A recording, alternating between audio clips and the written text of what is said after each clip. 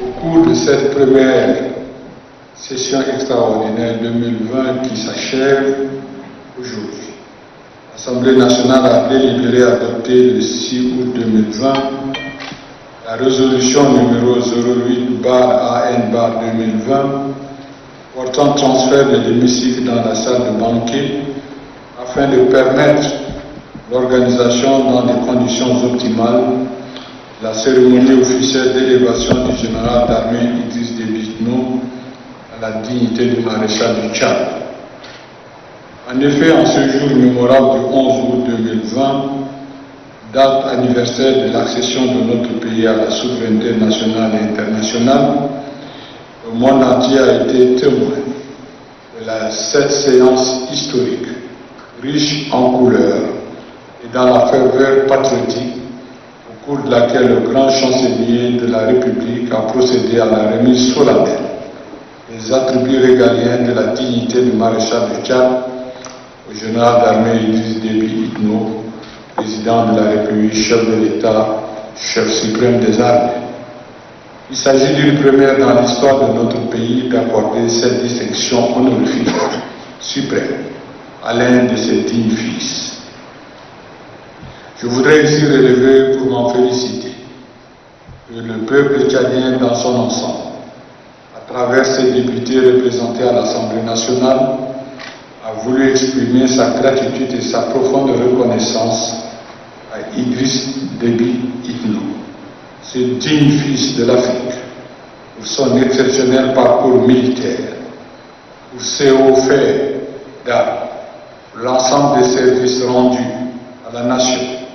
et tous les sacrifices qu'il a consentis durant toute sa vie pour assurer la défense et la sécurité de ses concitoyens, consolider la paix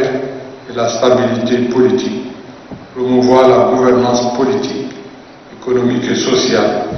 en vue de l'amélioration des conditions de vie des populations tchadiennes. La première session extraordinaire 2020 que nous clôturons ce jour a été aussi consacrée à l'examen et à l'adoption du projet de loi de finances rectificative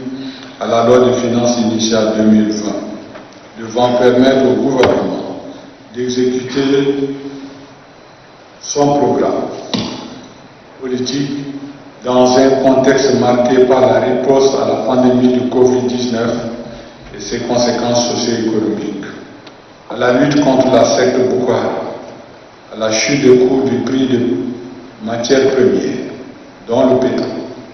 aux fermetures des frontières et à la baisse drastique des activités des entreprises, avec comme conséquence la baisse des recettes de l'État.